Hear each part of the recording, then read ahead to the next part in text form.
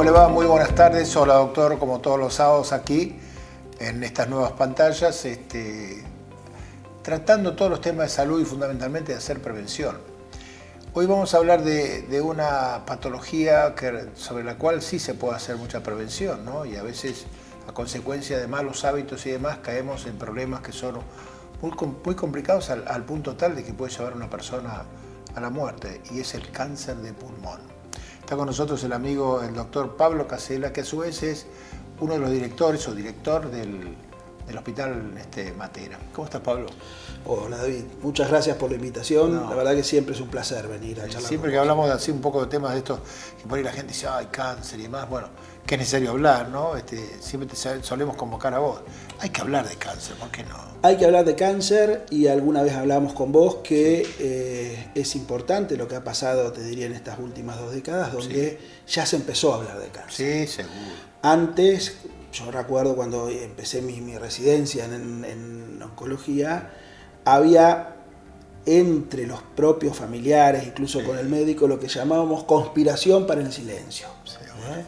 Al paciente no se le nombraba la palabra cáncer, la familia te pedía que no dijeras nada, y todo el mundo sabía, porque incluso el paciente sabía. Eso.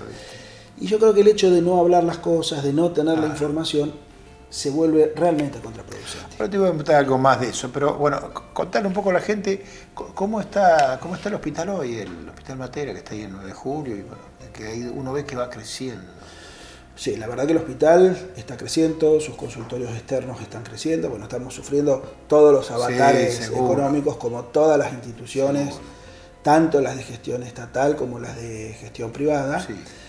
Y bueno, estamos en conjunto con el resto de los hospitales, otra vez trabajando con este nuevo brote de COVID, que gracias a Dios no hay hasta ahora pacientes internados ni que tengan requerimientos de ninguna actividad hospitalaria, pero sí otra vez aparecieron muchas consultas. ¿Y ven muchas consultas y por supuesto muchos casos, o son más las consultas que los casos? Son más las consultas. Nosotros hoy tenemos un promedio de unas 140, 160 consultas diarias, de las cuales por lo menos 100 son por patologías respiratorias. Ah, correcto. No por COVID, por patologías respiratorias que podrían ser o no COVID. Para eso tuvimos que volver a implementar algo que hacíamos en la época de la pandemia, que fue el consultorio de pacientes respiratorios. Ajá. ¿Y dónde está? ¿En qué parte del hospital está eso?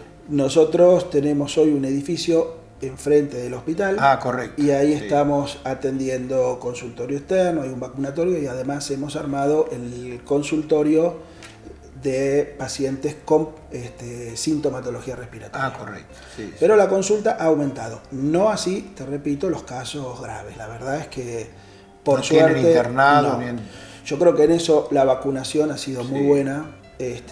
Los pacientes ya no hacen esas complicaciones severas que sí hacen antes. Sí, o a veces por ahí el paciente ya viene muy complicado, le aparece el COVID y se le complica un poco más. No, totalmente. Y también, bueno, ahora estamos con el tema dengue. Así que también estamos preparándonos para eso. Hemos tenido ya 3 pacientes internados también con baja sintomatología y que han ido progresivamente siendo dados de alta. Gracias a Dios, con buena evolución. Sí, sí. Bueno, pero el hospital sigue con sus objetivos, su línea, su trabajo. Sí, por supuesto. El hospital está trabajando a pleno y con muchos proyectos para el futuro. Ajá. Se está armando un nuevo laboratorio, unas nuevas oficinas. Mirá. Estamos incentivando nuestra consulta ambulatoria, es decir, estamos tratando de reforzar los consultorios externos. Tenemos una intención marcada en tratar de evitar que los pacientes tengan que ser internados. Por eso queremos fortalecer ese primer nivel. Estamos en eso. Es un trabajo complejo. Vos sabés que, bueno, estamos con todo un tema en cuanto al recurso humano. La situación es difícil. Pero ¿tienen problemas para armar las guardias? Nosotros, yo el otro día, por ejemplo, digo dónde, fui al interior y decía, no hay guardia pediátrica. Me dijeron que en el privado también. ¿Qué para ustedes tienen problemas con las guardias? Sí, las guardias son un problema en todo el país. En todos lados. En todos lados. Nosotros hoy tenemos los planteles completos, pero tenemos un equilibrio inestable, tenemos muchas dificultades para cubrir vacaciones, licencias por enfermedad. Tenemos un serio problema en todo el país de recursos humanos. Las nuevas generaciones de médicos han optado por no continuar ejerciendo esas especialidades por múltiples factores, ¿no? Pero son muy demandantes, quizás poco, es muy diferente los ingresos quizás por estas especialidades que otras. Pero bueno, estamos trabajando mucho en eso y por el momento hemos logrado equilibrar esa situación. Y por el momento te diría que los profesionales que están en el hospital están contentos. Eso es bueno. Están trabajando bien. Vos sabés que me interesaría que aclares esto. Hay mucha gente por decir, no, el hospital Matera, y eso la gente piensa, es exclusivamente para gente que es de la obra social. O sea, atienden personas que no son de la obra social. Sí, claro. El hospital es de los empleados de comercio. Los empleados de comercio compraron el edificio y la principal obra social que vemos nosotros es la obra social OSECAC, especialmente quienes pertenecen al sindicato de empleados de comercio, pero además está abierto para otras obras sociales. Hay otras obras sociales también que se atienden en el hospital. De hecho, hoy, fíjate que la disminución de guardias de pediatría en otros hospitales ha hecho que en nuestro hospital aumente significativamente la consulta de otras obras sociales que no son OSECAC. El hospital también forma parte de este sistema de salud y uno es muy difícil que pueda acá no te cerrarse, solamente a un grupo específico. Si bien la razón de ser del Hospital Matera son los afiliados al Sindicato de Empleados de Comercio. Bueno, volvemos al cáncer. Vos me dijiste que había algo que me querías decir del cáncer. Me dijiste... No, cuando me invitaste yo te decía que sería bueno, antes de hablar específicamente del cáncer de pulmón, saber qué es el cáncer. El cáncer es, vos sabés que todo nuestro organismo está hecho por células, millones y millones de células que van formando todos los órganos, entre ellos el pulmón. Estas células crecen y se desarrollan, incluso se mueren, pero están reguladas por todo un sistema que tiene el organismo.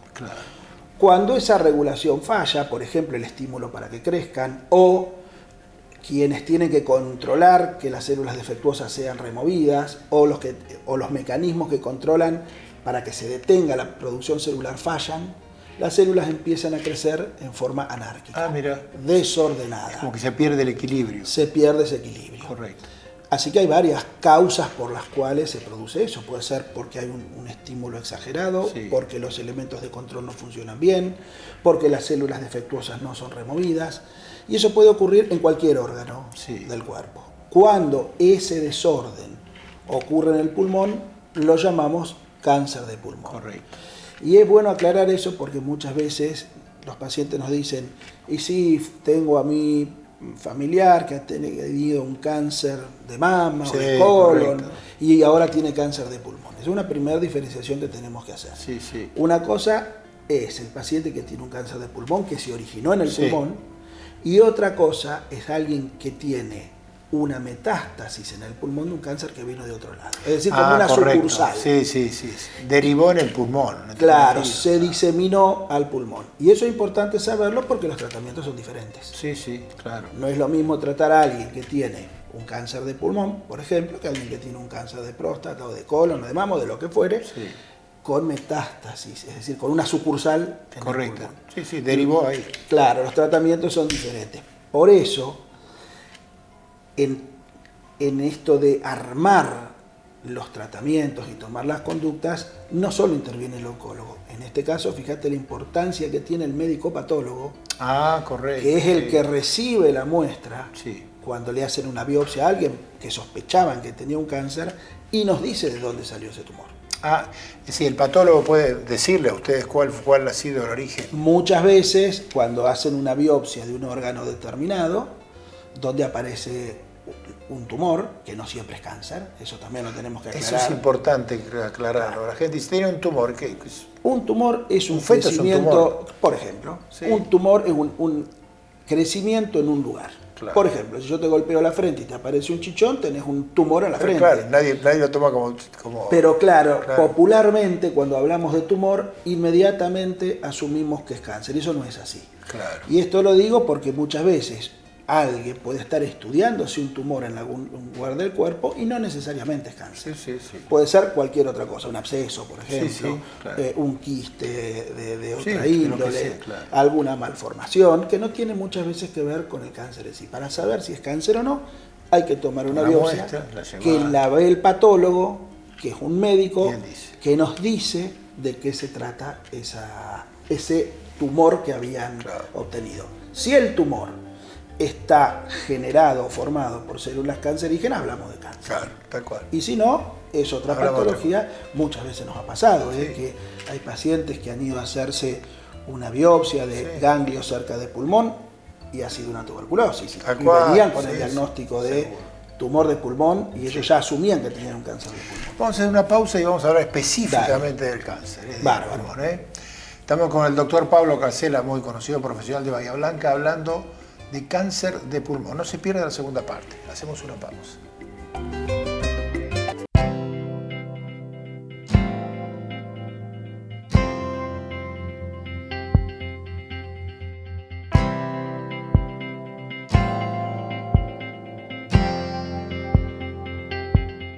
IRREDIM, Centro Reumatológico.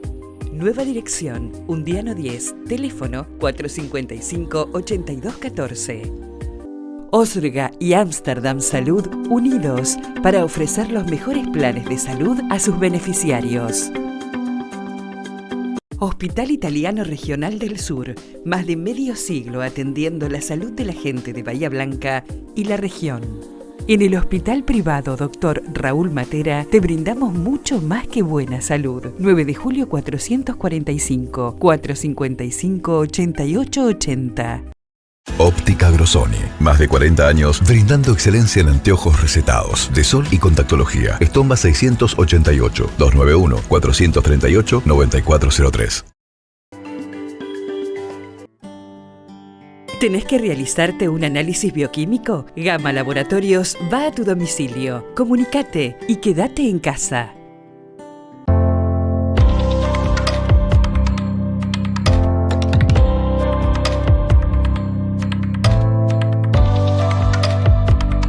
Centro de Diagnóstico por Imágenes Alem. Desde Avenida Alem 222, tecnología de vanguardia y profesionales calificados. Solicite un turno al teléfono 4500-501. Óptica Grosoni, más de 40 años brindando excelencia en anteojos recetados, de sol y contactología. Estomba 688, 291-438-9403.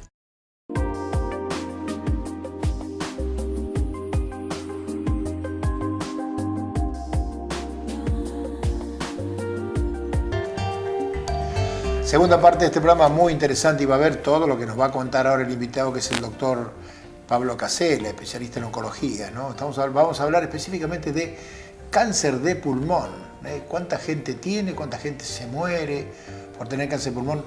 ¿Cuántas personas lo contraen por no hacer caso? Es decir, che, si dejas el cigarrillo, ¿qué pasa? Pablo, ¿qué tema el cáncer de pulmón? Porque en realidad uno ve que hay gente que se lo genera. Empieza y dice, no, yo empecé a fumar, no, yo no puedo dejar de fumar, para mí es imposible. Y bueno, y un día se encuentra con la noticia, ¿no?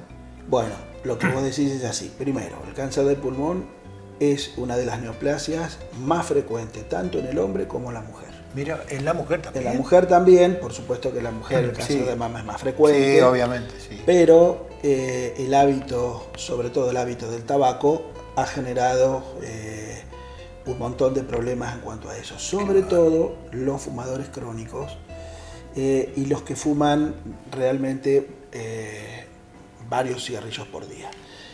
Esto ha hecho que con el tiempo se pueda desarrollar esta agresión permanente que se hace sobre el parénquima pulmonar, sobre el tejido pulmonar, hace que estas células empiecen a degenerarse, a empezar a crecer sin control.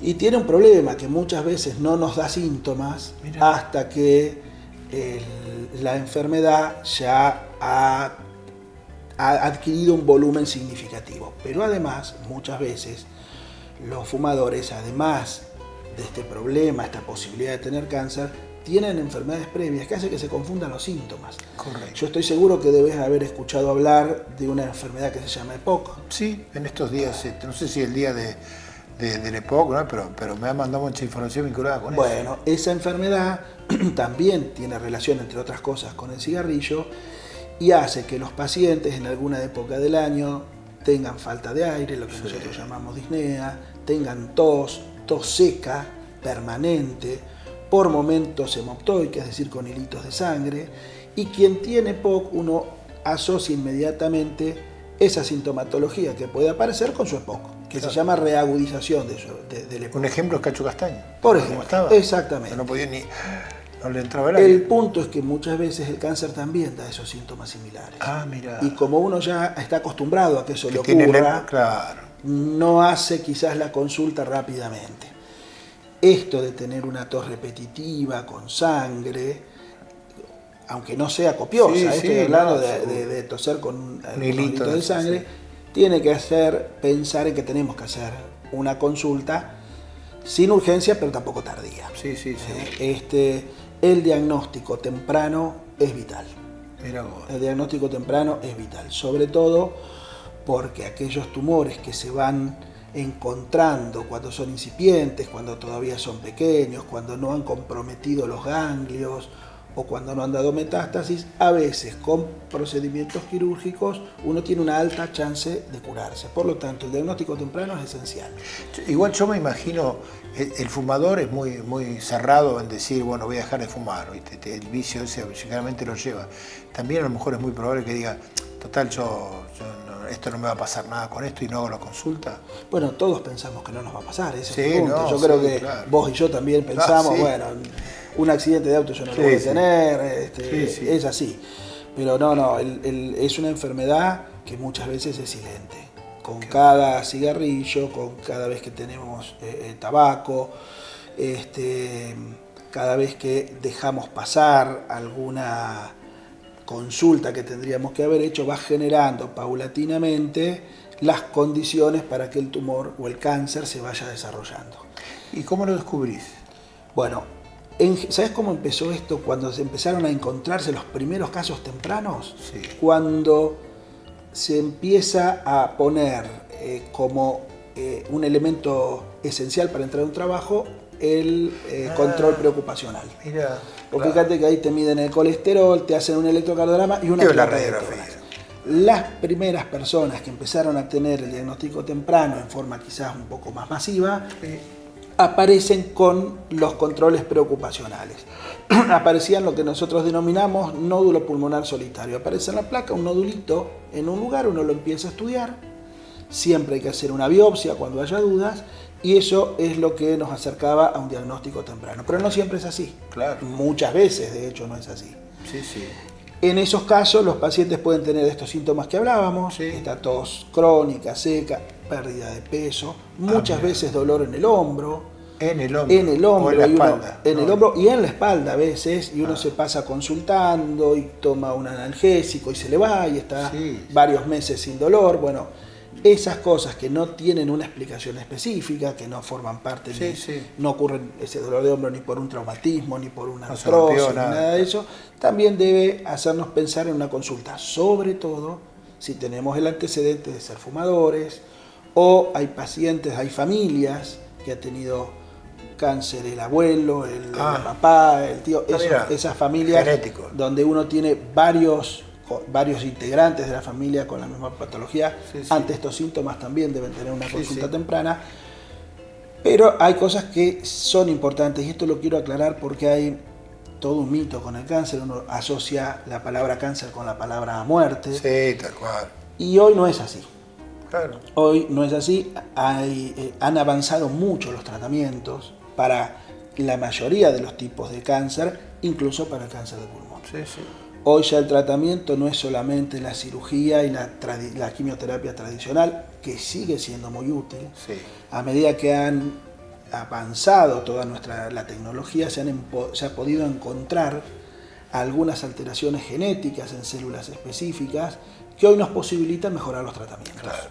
A ver si soy claro. Antes la quimioterapia tradicional atacaba todo, incluso las células buenas. Sí, claro. Las células que no estaban enfermas. Hoy se ha encontrado que algunos pacientes, no todos, tienen una característica especial en las células cancerígenas donde las drogas pueden actuar específicamente en esas células y no en las otras. Claro. Así que, si bien todavía no han sido resultados concluyentes, sí muy esperanzadores.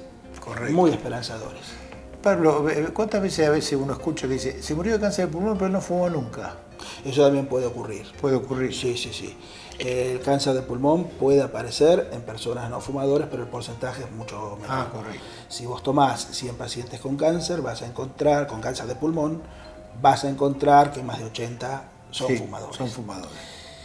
Además hay que tener en cuenta que el hábito del tabaco, que tiene relación directa con el cáncer de pulmón, también lo tiene con otro tipo de tumores. Ah, correcto. Por ejemplo, los de tumores de lengua, los tumores de boca, de garganta, de vejiga y de riñón. Qué increíble estando tan allá lejos. Lo que pasa es que todo lo que absorbemos con una pitada es tremendo. Totalmente. Y ahí sí hay una noxa, que es el tabaco, que es el responsable muchas veces de esa aparición. Y lo aclaro porque a veces uno no ha tenido ninguna conducta específica para sufrir un cáncer de colon o de próstata o incluso de mama. Sí, seguro. En cambio, en el cáncer de pulmón nosotros sí podemos tener un rol activo claro. para bajar la posibilidad que aparezca. No la anulamos. Claro, tal cual. Pero sí bajamos significativamente si podemos mejorar algunos hábitos, entre ellos el del tabaco, que es el más importante. ¿Y qué pasa con el fumador pasivo? Los fumadores pasivos tienen la misma posibilidad de los fumadores activos. Sobre todo cuando comparten mucho tiempo en lugares cerrados. Claro.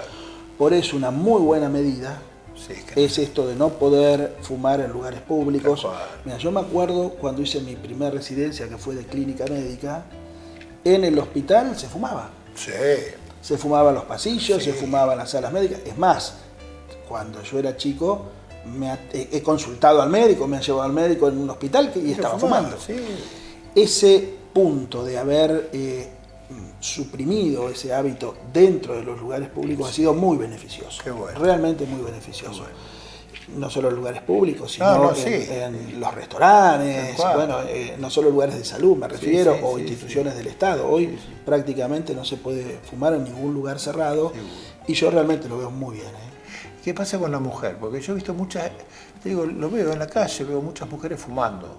Algunas jóvenes que me llaman la atención, pero a veces muchas mujeres grandes que dicen, bueno, ya ahora tuve la menopausia, todo ese tipo de cosas, ¿por qué no voy a fumar? Y fuman mucho la mujer también. Sí, es muy difícil retirar ese hábito, es realmente difícil. Sí. Es una adicción similar a cualquier otra adicción. Correcto. A cualquier otra adicción, y a veces no solo necesitamos al médico, sino necesitamos la intervención de otros profesionales, como pueden ser profesionales en psicología, que nos ayuden con ese hábito que nos trae consecuencias, o nos puede traer consecuencias severas. ¿Qué le decimos a la gente? Ya estamos en el final. ¿Qué le decimos a la gente? Que no fume, ya es lógico. Sí, pero lo importante es que en este caso y para esta patología en particular, nosotros tenemos la pelota para jugar. Claro, seguro. Y esto del hábito no es un tema menor. Yo creo que más que decirle no fumes, es decirle, mirá, en esto vos ya tenés responsabilidad. Vos podés ser artífice de tu destino. Seguro. Aprovechá esa situación, que hoy estás bien, que estás sano, para no tener un problema futuro. Eso de asumir esa responsabilidad antes de que lo importante es no tocar el primer cigarrillo. No llegar tarde después de decir, si hubiera dejado de fumar. Y no tocar el primer cigarrillo. Claro, tal cual. Ese sería el punto. Gracias por venir. No, gracias a vos por invitarme. Doctor Pablo Casella, especialista en oncología, hablando cáncer de pulmón. ¿Por qué no deja de fumar si usted está fumando?